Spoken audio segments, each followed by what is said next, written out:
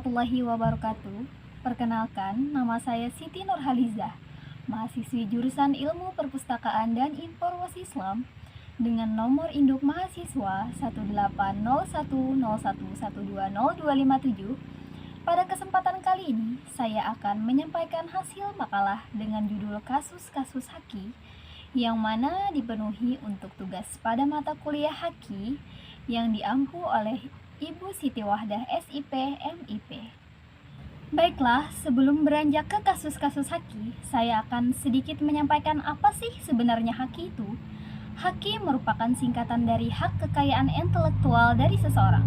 Haki merupakan hak eksklusif yang diberikan negara kepada seseorang, sekelompok orang, maupun lembaga untuk memegang kuasa dalam menggunakan dan mendapatkan manfaat dari kekayaan intelektual yang dimiliki atau diciptakan. Karya-karya yang timbul atau lahir dari kemampuan intelektual manusia dapat berupa karya-karya di bidang teknologi, ilmu pengetahuan, seni, dan sastra. Hal tersebut yang membedakan kekayaan intelektual dengan jenis kekayaan lain yang juga dapat dimiliki oleh manusia tetapi tidak dihasilkan oleh intelektualitas manusia. Seiring dengan perkembangan teknologi yang semakin pesat, makin banyak hasil karya intelektual seseorang yang mudah diakses oleh orang lain melalui internet. Pengaksesan hasil karya intelektual orang lain tersebut diikuti dengan beberapa kasus yang terjadi seperti pelanggaran hak cipta, plagiarisme, adanya klaim suatu karya orang dengan mengatasnamakan diri sendiri, menjiplak, dan lain-lain.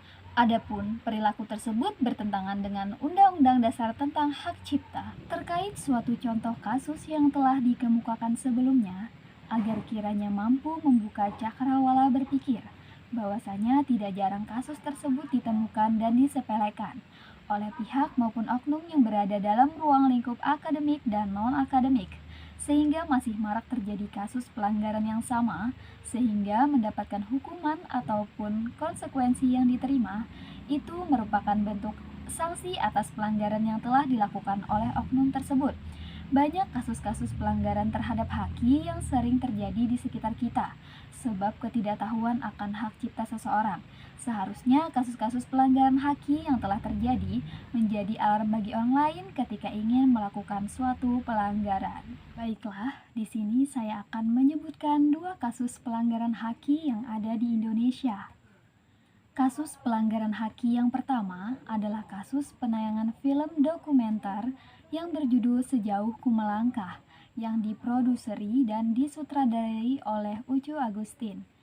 Penayangan film dokumenter tersebut ditayangkan di TVRI pada program Belajar dari Rumah, yang mana merupakan program yang baru diluncurkan oleh Kementerian Pendidikan dan Kebudayaan pada 9 April 2020. Terlepas dari tujuan mulianya, terdapat sebuah kesalahan yang dilakukan oleh Kementerian Pendidikan dan Kebudayaan yang sangat disayangkan berbagai pihak, yaitu penayangan film dokumenter Sejauh Ku Melangkah tanpa sepengetahuan dan seizin dari pemilik dan pemegang hak cipta film tersebut. Pelanggaran ini bermula ketika salah seorang staf ahli di Kemendikbud meminta Indoks atau Yayasan Masyarakat Mandiri Film Indonesia untuk merekomendasikan film dokumenter Indonesia untuk ditayangkan di program BDR Kemendikbud di TVRI. Indoks telah meminta draft kontrak supaya semua pihak secara transparan dapat mengetahui skema kerjasama penayangan film dokumenter tersebut. Tetapi, tidak ada tanggapan sama sekali dari pihak Kemendikbud. Namun, tiba-tiba, tanpa sepengetahuan pemilik dan pemegang hak cipta, film dokumenter tersebut ditayangkan di TVRI pada program BDR dan juga disiarkan di YusTV pada 25 Juni 2020 tanpa kontrak, tanpa izin, dan tanpa pemberitahuan kepada Indoks dan juga Ucu Agustin sendiri.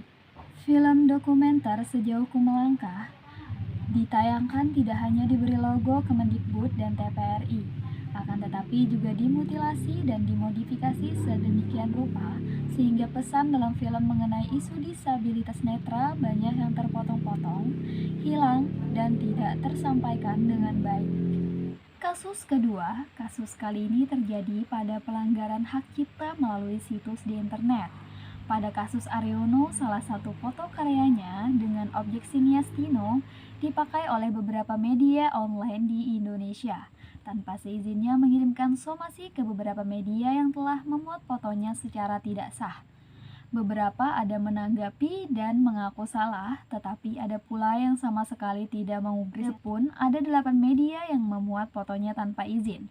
Pelanggaran ke-8 media tersebut berbeda-beda, mulai dari penerbitan tanpa izin, penghilangan tanda tangan Aryono dari foto, manipulasi foto menjadi hitam putih dengan pangkasan yang kemudian diterbitkan ulang tanpa pengecekan sampai menjadi gambar vektor, bahkan penggantian tanda tangan Aryono. Aryono lalu menulis sebuah status di Facebook untuk menegur media pertama yang ia dapati menerbitkan potret Tino, karyanya, sebagai ilustrasi berita kepergian Tino dan menyatakan akan mengirim tagihan. Teguran yang disampaikan pada media tersebut hanya ditanggapi dengan penurunan foto tersebut dan pengumuman pemuatan foto yang digunakan di berita terkait karena adanya keberatan dari pemilik foto. Seolah-olah dengan demikian pelanggaran hak cipta adalah suara genta yang bisa dihentikan. Nah, dengan berbagai masalah yang ditemukan, dapat ditunjukkan bahwa banyak masih orang yang tidak mengetahui atau bahkan dengan sengaja tidak menghiraukan betapa pentingnya sebuah hak kekayaan intelektual seseorang itu. Mungkin itu saja yang dapat saya sampaikan tentang kasus-kasus haki sesuai dengan judul makalah. Semoga dapat dimengerti dan dipahami. Sekian dari saya. Wassalamualaikum warahmatullahi wabarakatuh.